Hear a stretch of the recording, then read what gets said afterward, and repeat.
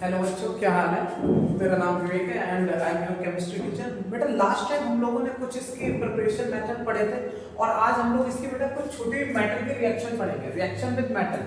ठीक है, हम लोगों ने वहाँ पे केमिकल प्रॉपर्टीज में SN1 पढ़ी थी, SN2 पढ़ी थी और E1 E2 को पढ़ा था। और उसकी जो नेक्स्ट कुछ रिएक्शन बची जिसको बोलते हैं हम लोग reaction with metal, reaction with metal. आइए देखते हैं बेटा कैसे हम लोग हेलो एल्केन हेलो अरेंज में मेटल की रिएक्शन पढ़ने जा रहे हैं। ठीक है बेटा, जो फर्स्ट रिएक्शन इसमें हम लोग पढ़ेंगे वो फर्स्ट रिएक्शन हमारी है वुड्स रिएक्शन। वुड्स रिएक्शन आइए देखते हैं। ठीक है, जब हम किसी भी एल्किल हैलाइड की रिएक्शन, ठीक है, एल्किल हैलाइड की रिएक्शन Na से कराएंगे। किससे कराएंगे बेटा? Na से। ठीक है, एल्किल हैलाइड के यहां पे हमको बेटा 2 मोल लेने पड़ेंगे। कितने मोल लेने पड़ेंगे? 2 मोल। क्लियर है ना? जब किसी भी एल्किल हैलाइड की रिएक्शन जब Na से कराएंगे in the presence of dry ether, जो ड्राई ईथर होगा वो हमारा एज अ सॉल्वेंट के जैसे बिहेव करेगा। जैसे बेटा सॉल्वेंट है ना, कोई भी रिएक्शन को अगर हमें कराना है तो हमें सॉल्वेंट की जरूरत पड़ती है। तो जब भी हम एल्किल हैलाइड की रिएक्शन Na के साथ कराएंगे in the presence of dry ether, ठीक है, तो इसमें क्या होगा बेटा? Na के हमको यहाँ पे अगर आप देखेंगे हैलोजन के 2 मॉलिक्यूल हैं, तो Na के भी कितने मॉलिक्यूल लेने पड़ेंगे? 2 मॉलिक्यूल। ठीक है, क्योंकि 2 हैलोजन के मॉलिक्यूल को ले जाने के लिए हमें 2 Na के मॉलिक्यूल चाहिए। ठीक है, ये क्या करेंगे, इसको बना देंगे 2NaX और बेटा हमारा यहां पे क्या बनेगा? R alkane. ओके, इस रिएक्शन को बेटा हम लोग बोलते हैं वुड्स रिएक्शन। और अगर आप देखेंगे तो यहां पे हमारा जो एल्केन है कौन सा, कितने एल्केन लिए थे? ठीक है, और यहां पे जो हमारा प्रोडक्ट बना है उसमें कितने एल्केन है? 2 एल्केन। तो मतलब हम बोल सकते हैं कि बेटा इस रिएक्शन में ascent of carbon, ascent of carbon मतलब ये एक ऐसी रिएक्शन है जिसमें कार्बन का नंबर बढ़ रहा है। ठीक है, इंक्रीज नंबर ऑफ कार्बन। ठीक है, अगर हमें कुछ ऐसे कन्वर्जन दिए जाए जिसमें एक कार्बन से कार्बन को डबल कर रहे हैं, ठीक है, जैसे वहां पे वो प्रोपेन देखिए हेक्सेन बता रहे हैं, तो ये रिएक्शन हमको समझ जाना चाहिए कि वुड्स रिएक्शन है, इसमें 2 मॉलिक्यूल किसके एल्केन के बन रहे हैं। क्लियर है? अगर बेटा आप देखेंगे तो ये रिएक्शन आपकी कैसी है, तो सिमेट्री है कि अनसिमेट्रिकल, मतलब ये सिमेट्रिकल एल्केन बनाने की सबसे बेस्ट मेथड है। ठीक है, best method to prepare symmetric alkane है ना। अगर आप देखेंगे तो दोनों साइड इक्वल है, दिस इज द सिमेट्री। ठीक है, अगर डिफरेंट आ रहा है तो नॉन सिमेट्रिकल एल्केन हो जाएगा। और जबकि वुड्स रिएक्शन की बात करें तो ये सिर्फ और सिर्फ सिमेट्रिकल एल्केन बनाता है। ओके, ठीक है, जैसे एग्जांपल देख लेते हैं इसका। C2H5Cl, ठीक है, इसकी रिएक्शन जब हम Na से कराएंगे, ठीक है, तो इसके कितने मोल लेने पड़ेंगे बेटा? 2 मोल Cl C2H5। ठीक है, अब इसका 1 मोल Na का इसके 1 मोल को ले जाएगा तो इसके हम लोग मोल डबल कर लेते हैं और इसके 2 Cl को लेके चला जाएगा और हमारी रिएक्शन क्या बनाएगा? 2NaCl और ये मिला के क्या बन जाएगा? C4H10। तो क्या बन गया बेटा यहाँ पे? ब्यूटेन। ठीक है, ड्राई तो ले लेंगे आप। अगर आप ब्यूटेन देखेंगे तो ये एक सिमेट्रिकल एल्केन है। ठीक है, C2H5 एंड C2H5 का बना है ब्यूटेन। ठीक है, तो सिमेट्रिकल एल्केन बनाने के लिए सबसे बेस्ट मेथड हमारे पास कौन सा है? Wurtz reaction. क्लियर है? ठीक है, अगर देखते हैं बेटा कि एक और एग्जांपल लेते हैं इसका। ठीक है, अगर हमने C2H5Cl की रिएक्शन, ठीक है, यहां पे Na लिया और यहां पे इस बार हमने CH3Cl CH3 ले लिया। आइए बेटा क्या देखते हैं, है ना, CH3 यहाँ पे दो मॉलिक्यूल इसके दोनों को खा जाएंगे, ठीक है, और यहाँ पे बनेगा 2NaCl, ठीक है। और एल्केन हमारे पास क्या बचा, C3H8 प्रोपेन। अभी तो सर आप बोल रहे थे कि ये सिर्फ और सिर्फ सिमेट्रिकल एल्केन बनाएगा, मतलब इवन नंबर ऑफ एल्केन में बात करता है। अगर बात करें बोर्स रिएक्शन की तो सर अभी आपने कहा कि सिर्फ और सिर्फ ये इवन नंबर ऑफ एल्केन बनाता है, लेकिन यहाँ पे तो प्रोपेन बन रहा है। बेटा देखिए, जब भी किसी रिएक्शन को कराएंगे, ठीक है, उसमें सिर्फ एक या दो मॉलिक्यूल्स नहीं होते हैं इसके, और जरूरी नहीं कि C2H5CH3 से रिएक्शन कराएं।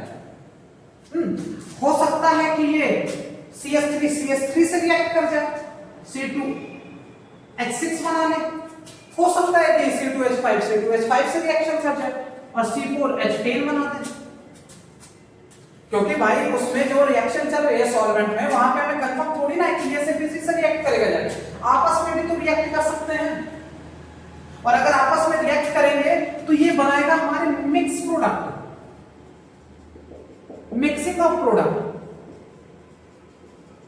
मतलब यहां से एक से ज्यादा प्रोडक्ट बन रहे हैं, लेकिन हमको यहां पे क्या चाहिए, सिर्फ और सिर्फ इवन नंबर ऑफ एल्केन चाहिए।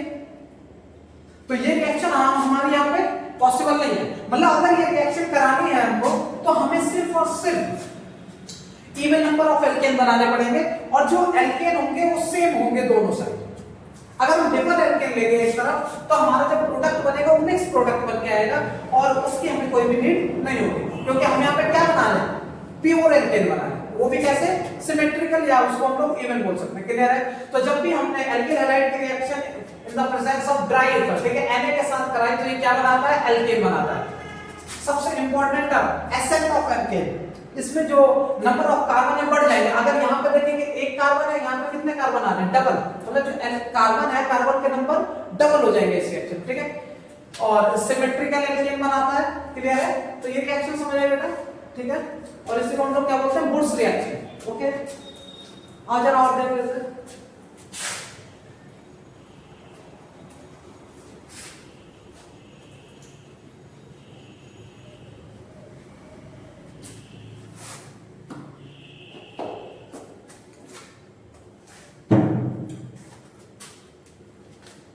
अगर हम लोग नेक्स्ट रिएक्शन देखते हैं, वुड्स रिएक्शन हो गई। नेक्स्ट है रिएक्शन विद जेड।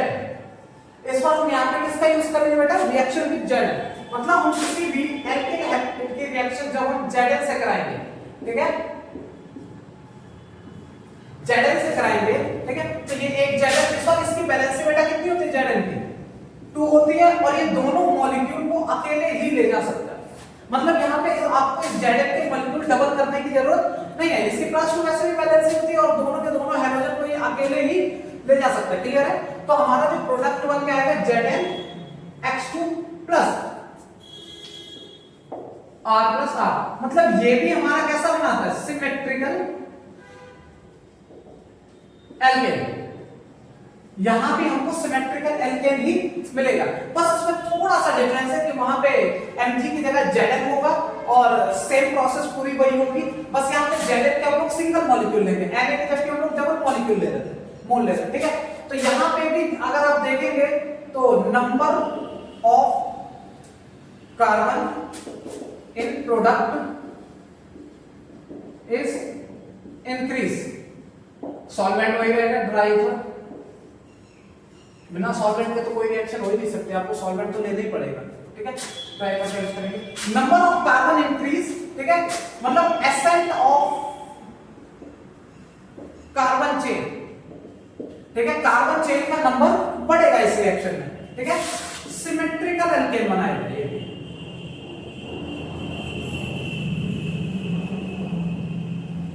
और इस रिएक्शन को हम लोग बोलते हैं बेटा फ्रैंकलैंड रिएक्शन। क्या बोलते हैं, फ्रैंकलैंड रिएक्शन। जो ये हमारी रिएक्शन है बेटा, ये फ्रैंकलैंड रिएक्शन है, उसका नाम वुड्स रिएक्शन था, इसका नाम फ्रैंकलैंड रिएक्शन है। और इसकी पहचान ये है कि Zn का आप यूज करेंगे, बाकी सारा सिस्टम वैसे ही सेम रहेगा। रहेगा, जहां भी आपको ड्राई ईथर मिलेगा और बाकी पूरा सब कुछ सेम रहेगा, बस इसके आपको 2 मोल नहीं लेने पड़ेंगे, यहाँ पे आपका सिंगल मोल से काम चल जाएगा, क्योंकि इसकी जो वैलेंसी है वो कितनी होती है, +2 होती है, ठीक है। और ये अकेला ही इसको दोनों हैलोजन को ले जा सकते हैं, क्लियर है। तो ये समझ आया। एग्जांपल देख लेते हैं इसका, C2H5Cl, इसकी रिएक्शन जब हम लोग Zn से कराएंगे तो plus Cl C2H5 dry ether, clear है। यहां से हमारा एक Zn इन दोनों सेल को खा जाएगा, ZnCl2, और बन के आएगा C4H10 ब्यूटेन। तो फ्रॉम इथेन टू ब्यूटेन अगर हमको कोई रिएक्शन करानी है, अगर Zn दिया है तो ये हमारी फ्रैंकलिन रिएक्शन हो जाएगी, और अगर हमें Mg दिया है तो ये हमारी Na दिया है तो हमारी वुड्स रिएक्शन हो जाएगी, क्लियर है। ये बात समझ आई आपको, ठीक है, ये रिएक्शन समझ आई, ओके। और जरा नेक्स्ट देखते हैं।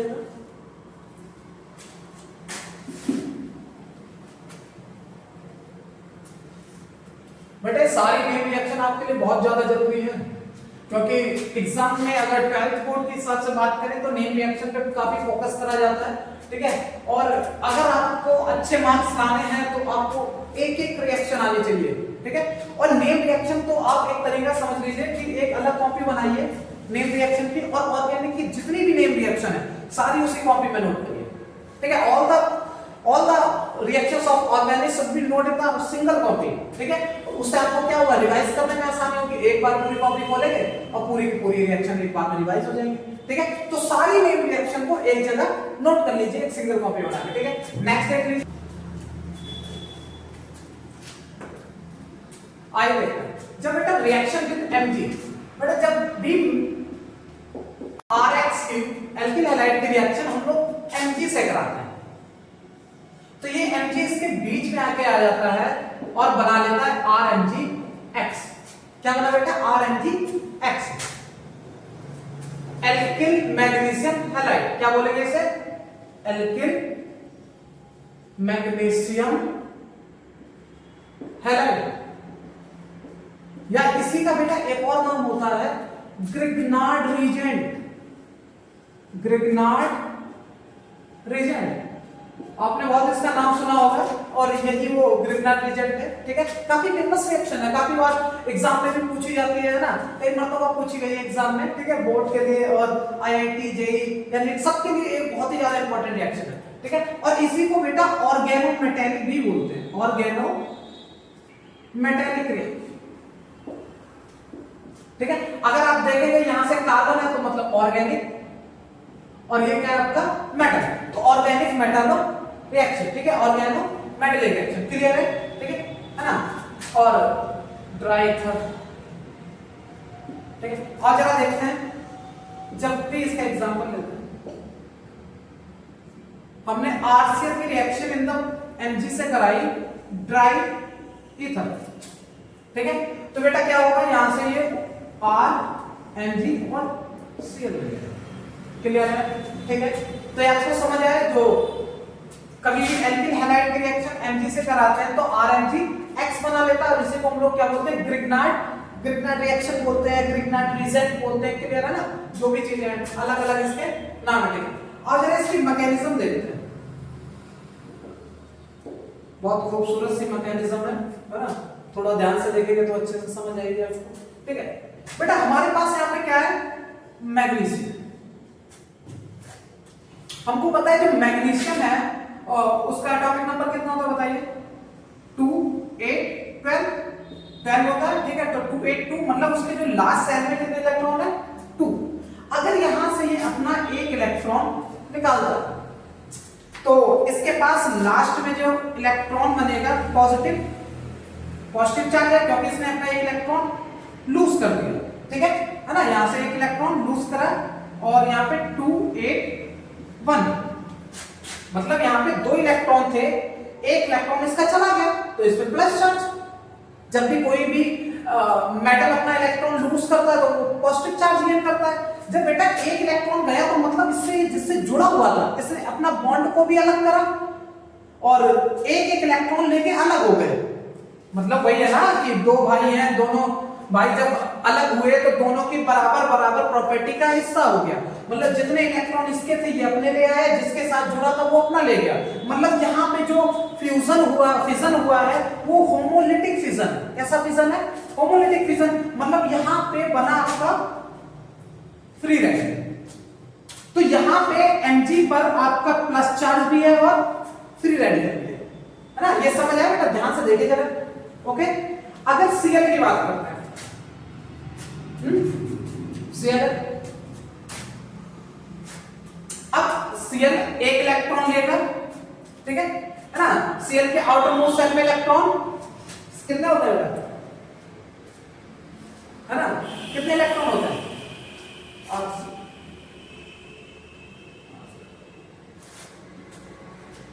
है ना। नेक्स्ट क्या हमारे पास है? आर।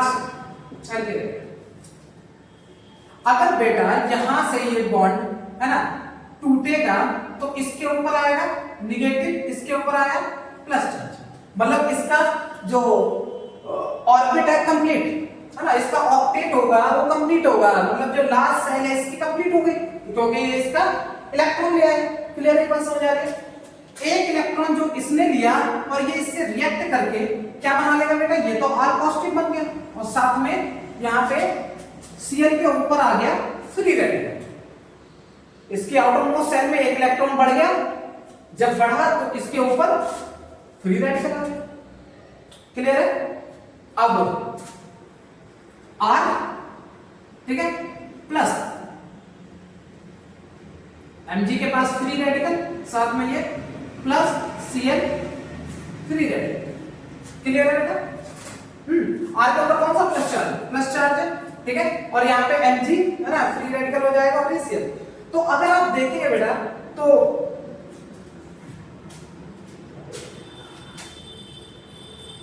ये और इस पे इसका जरूरत नहीं रेडिकल तो यहाँ से बनेगा। इस रिएक्शन को दोबारा से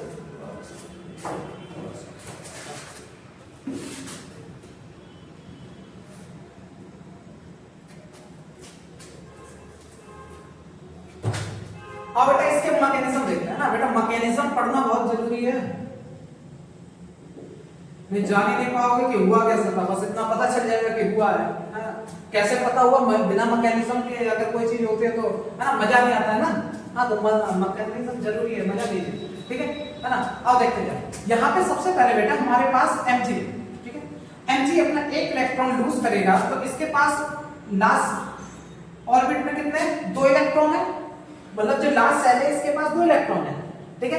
एक चला गया तो Mg के ऊपर आया प्लस चार्ज, ठीक है।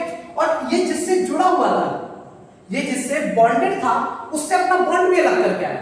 मतलब ये अपने अपने इलेक्ट्रॉन लेके चला गया। अगर आप देखेंगे यहाँ पे 2 8 1, तो मतलब यहाँ से दो इलेक्ट्रॉन से जुड़ा था, अब इसने अपना इलेक्ट्रॉन लेके अलग हट गया तो इसके ऊपर आ गया फ्री रेडिकल। जब भी बेटा कहीं किसी भी कंपाउंड में या एलिमेंट में अपने अपने इलेक्ट्रॉन लेके अलग होता है, मतलब होमोलिटिक फिजन होता है, ठीक है। तो आपके पास जो बनता है वो फ्री रेडिकल बनता है, ठीक है। और उसे इस तरीके से हम लोग दिखाते हैं। क्लियर है? ये बात समझ आई?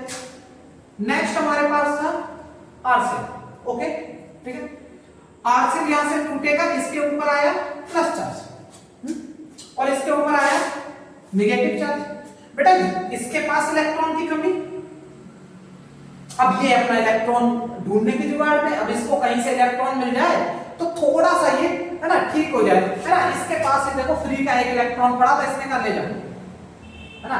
इसने अपना इलेक्ट्रॉन बेचारे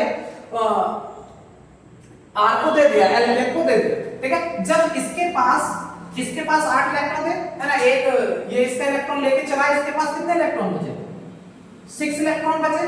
ओके, क्लियर है ना? ये बात समझ आ रही है ना, है ना। अगर किसी भी कार्बन की बात करेंगे तो चारों तरफ उसकी 4 वैलेंसी होती है और 8 इलेक्ट्रॉन होते हैं उसके पास, ठीक है। जब इसने इसका इलेक्ट्रॉन लिया तो यहां से निकल गया। जब निकल गया, है ना, अगर आप इस तरीके से देखेंगे, मैं आपको दिखाता हूं, है ना,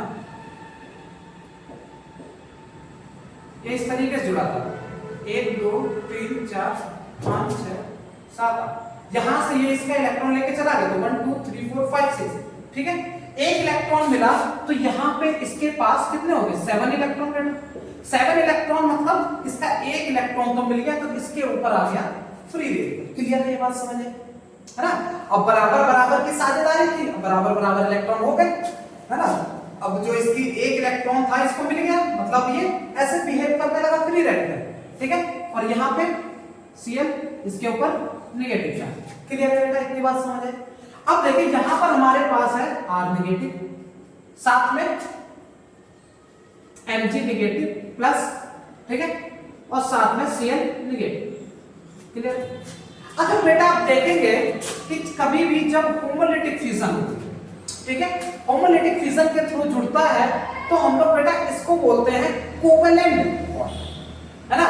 जब भी कभी शेयरिंग ऑफ इलेक्ट्रॉन, अब यहाँ पे फ्री रेडिकल है तो ये अपना अपना इलेक्ट्रॉन क्या कर लेंगे, शेयर कर लेंगे, और आपस में जो इनकी बॉन्डिंग होगी R Mg की, ये हो जाएगी आपकी कोवेलेंट बॉन्ड, ठीक है। कौन सा बॉन्ड बन गया, covalent, sharing of electron, covalent bond. अब यहां पे देखिए, यहां पे दोनों क्या आयंस है, मतलब ये कंप्लीट इलेक्ट्रॉन को अपना ट्रांसफर करके आपस में बॉन्ड बनाएंगे और इन दोनों के बीच में बना आयोनिक बॉन्ड, आयोनिक बॉन्ड। तो आप देखेंगे यहां पे कोवेलेंट बॉन्ड भी बन रहा है और आयोनिक बॉन्ड भी बन रहा है, मतलब जो ग्रिग्नार्ड रिजल्ट है वो ना पूरी तरीके से कोवेलेंट है ना पूरी तरीके से आयनिक है। It is 50% of the covalent and 50% of the ionic due to the free radicals and ions. Okay, जब फ्री रेडिकल्स आपस में जुड़े तो यहां पे होमोलिटिक फ्यूजन हुआ, ठीक है, और शेयरिंग ऑफ इलेक्ट्रॉन की वजह से यहां पे कोवेलेंट बॉन्ड बना। ओके, एंड यहां पे अगर देखेंगे आप कंप्लीट ट्रांसफर ऑफ इलेक्ट्रॉन हुआ है जिसकी वजह से यहां पे बॉन्डिंग आई है जिसे हम लोग आयनिक बॉन्ड बोलते हैं। क्लियर है, तो इसको हम लोग बोलते हैं बेटा ग्रिग्नार्ड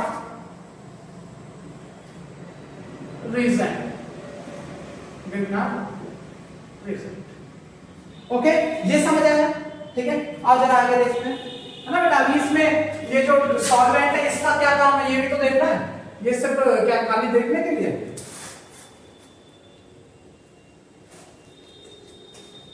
हमारे पास जो रिजल्ट बन के आया वो था RMgX। क्लियर है। अब बेटा मतलब ऐसा ऐसा क्या करना पड़ता है, ठीक है ना, ड्राई ईथर को, जिसकी वजह से ये जो बॉन्ड है ये बना रहता है, क्योंकि अगर आप देखेंगे शेयरिंग ऑफ इलेक्ट्रॉन से जुड़ा है तो ये टूट भी सकता है। ओके, तो इसका फंक्शन क्या है, ड्राई ईथर का क्या फंक्शन होता है हम देखते हैं। ड्राई ईथर की बात करें तो R और R ईथर यही होता है। ओके, है ना। यहां पे इसके पास ऑक्सीजन के पास दो लोन पेयर होंगे।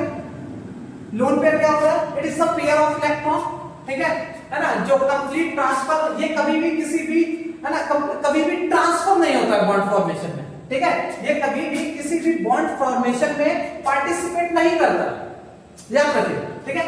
अगर Mg के पास देखेंगे तो Mg यहां पे प्लस चार्ज होगा, ठीक है, Mg यहां से क्या आएगा, प्लस चार्ज आएगा।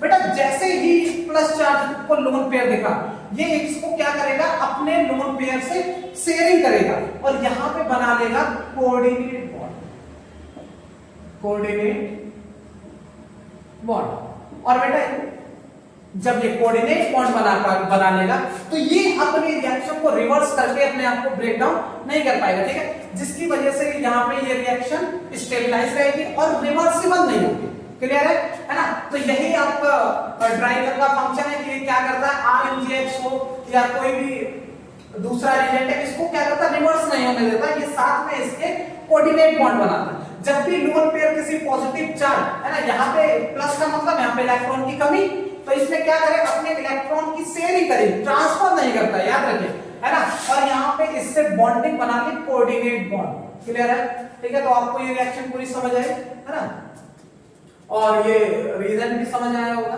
ठीक है। आओ जरा इसके एक दो रिएक्शन देखते हैं, एग्जांपल देख लेते हैं इसके।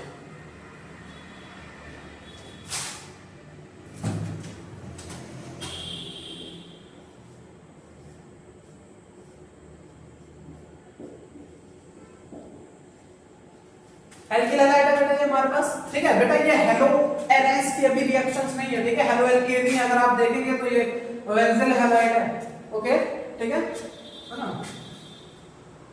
इसकी रिएक्शन जो हम लोग Mg से कराएंगे in the presence of dry ether, तो ये इसमें भी जाके अटैक करेगा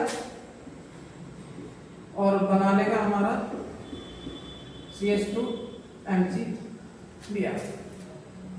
अब बेटा ये बनने के बाद क्या रिएक्शन ये फर्दर आगे भी बढ़ती है?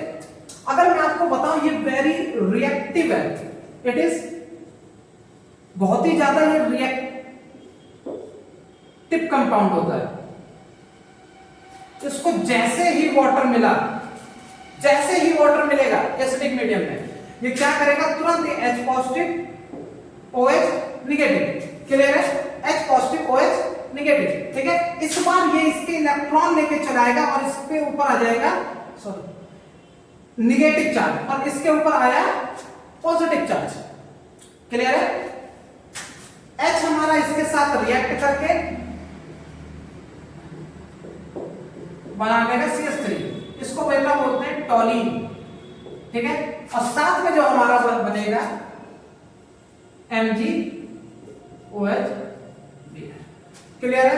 मतलब ये रिएक्शन यहाँ पे रुकती नहीं है। अगर आप इसे है ना हाइड्रोलाइसिस कराएंगे तो आपका क्या बना देगा, प्रॉपर आपको एल्केन बना के देगा, ठीक है। टॉलीन बनाता है या बेंजीन भी बनाएगा, जैसा भी आपके पास होगा, क्लियर है। और ये आपको पूरी रिएक्शन समझ आएगी, ठीक है ना। इसकी एक दो एग्जांपल और दे दीजिए।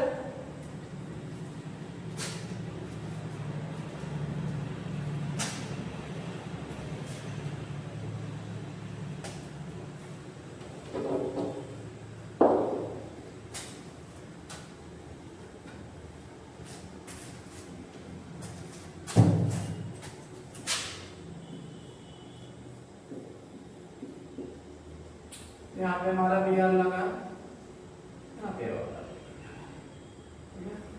इसके रिएक्शन हम लोग एडजस्ट करें,